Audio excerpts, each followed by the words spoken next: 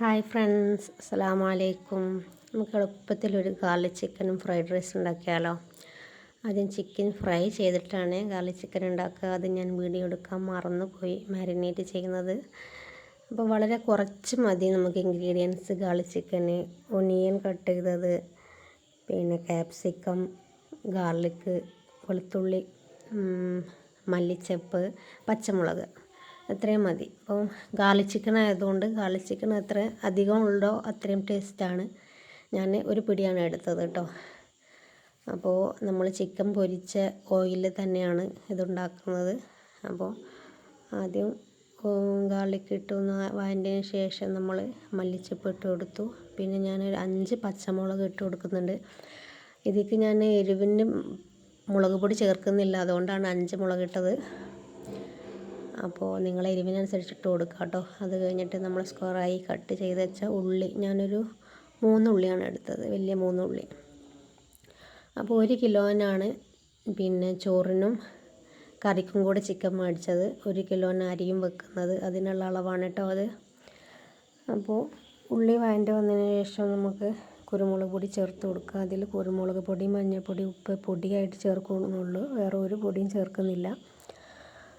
അപ്പോൾ എരിവിന് അനുസരിച്ച് നമുക്ക് കുരുമുളക് പൊടി ചേർത്ത് കൊടുക്കുക.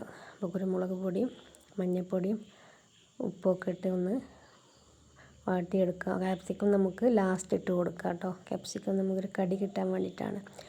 എന്നിട്ട് പൊരിച്ച് വെച്ച ചിക്കൻ ചേർത്ത് കൊടുക്കുക. നമ്മൾ ചിക്കൻ പൊരിക്കാൻ വേണ്ടിയിട്ട് കുറച്ച് സോയാ സോസും മുളക് പൊടി, മഞ്ഞൾപ്പൊടി, ഉപ്പ്, കുറച്ച് കോൺഫ്ലോർ, പിന്നെ ഒരു 5-8 അല്ലി വെളുത്തുള്ളി തൊലിയോടെ കൂടി ചതച്ചത്, അതാട്ടോ മാരിനേറ്റ് ചെയ്യുമ്പോൾ തേച്ച് കൊടുത്തത്.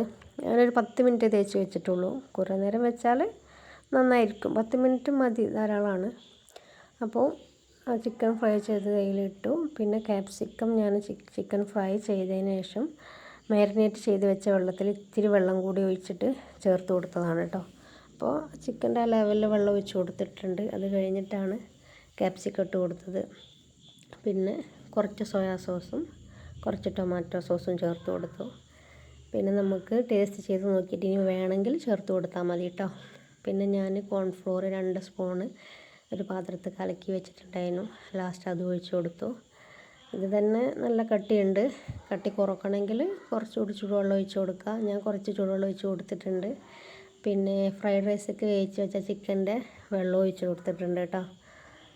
പിന്നെ നിങ്ങൾക്ക് വേണമെങ്കിൽ ഇതിൻ്റെ ടേസ്റ്റൊക്കെ നോക്കിയിട്ട് കുറക്കുക, അല്ലെങ്കിൽ ചെയ്യാം. അപ്പോൾ നമ്മൾ കറി റെഡിയായി. ഇനി നമുക്ക് ഫ്രൈഡ് റൈസ് ഉണ്ടാക്കാം. നമ്മൾ പച്ചരി കൊണ്ടാണ് കേട്ടോ ഫ്രൈഡ് റൈസ് ഉണ്ടാക്കുന്നത്. ആദ്യമായിട്ട് പരീക്ഷിച്ച് നോക്കിയതാണ്, കുഴപ്പമൊന്നുമില്ല. അപ്പോൾ നമ്മൾ അരി വേവിച്ച് വെച്ചിട്ടുണ്ട്. അപ്പോൾ നമ്മൾ പിന്നെ വാട്ടാനുള്ള അതിൽ തന്നെയാണ് മുട്ട ചിക്കിയത്, വേറെ ചട്ടി എടുക്കണ്ടെന്ന് കരുതിയിട്ടാണ് കേട്ടോ. അതിൽ തന്നെ കുറച്ച് ഓയിലാക്കിയിട്ട് നമ്മൾ ആദ്യം മുട്ട ചിക്കി കൊടുത്താണ്. അത് കഴിഞ്ഞിട്ട് അത് കോരി എടുത്തിട്ടാണ് പിന്നെ നമ്മൾ ചിക്കൻ പൊരിച്ച് വെച്ച ഓയിലുണ്ടായിരുന്നു, അതിൽ തന്നെയാണ് പിന്നെ ക്യാപ്സിക്കം, ബീൻസ്, ക്യാരറ്റ്, കാബേജ്, ഇത് 4ആണ് നമ്മൾ എടുത്തത് കേട്ടോ. 4 ഉണ്ടായിരുന്നുള്ളൂ, അത് 4ആണ് നമ്മളെടുത്തത്. അത് ചിക്കൻ കോരി വെച്ചിട്ട് അത് 4 നന്നായിട്ട് വഴറ്റിയെടുത്തു. പിന്നെ സോയാ സോസ് ഇതിലോട്ടും വേണം. അപ്പോൾ ഇതൊന്ന് വഴറ്റി വന്നിട്ട് ആദ്യം ക്യാരറ്റ് ഇട്ട് കൊടുത്തു, പിന്നെ ബീൻസ് ഇട്ട് കൊടുത്തു, പിന്നെ ക്യാപ്സിക്കവും കാബേജ് ഒരുമിച്ചാണ് ഇട്ട് കൊടുത്തത്. കാബേജിന് വളരെ കുറച്ച് മതിയല്ല ക്യാപ്സിക്കത്തിനും, അങ്ങനെ നല്ലോണം വഴറ്റി വരണ്ടല്ലോ. അപ്പോൾ അതിൽ കുറച്ചൊന്ന് വഴറ്റി വന്നിട്ട് അതിട്ട് കൊടുത്തു. പിന്നെ നമ്മൾ മുട്ട ചിക്കി വെച്ച മുട്ടയും ചിക്കനും ഇട്ട് കൊടുത്തു. ചിക്കൻ നമ്മൾ പിന്നെ കുരുമുളക് ഉപ്പ് ഇട്ട് വേവിച്ച് മാറ്റി വെച്ചിട്ടുണ്ടായിരുന്നു. കുറച്ച് ചിക്കന് അത് പിച്ചി വെച്ചിട്ടുണ്ടായിരുന്നു. മുട്ട ഇട്ട് കൊടുത്തതിന് ശേഷം അതൊന്ന് ഇട്ട് കൊടുത്തു. എന്നിട്ട് നന്നായിട്ടൊന്ന് ഇളക്കിയതിന് ശേഷം ഇതിലേക്ക് കുരുമുളക് പൊടിയും ഉപ്പും പിന്നെ സോയാ സോസും ചേർത്ത് കൊടുക്കുകയാണ് കേട്ടോ.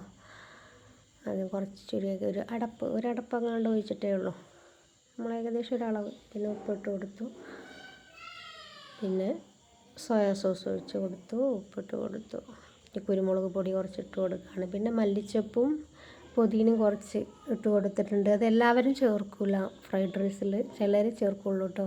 ചേർത്താൽ ചിലർക്ക് അതിൻ്റെ ടേസ്റ്റ് പറ്റില്ല, പറ്റുന്നവർ ചേർത്ത് കൊടുക്കുക.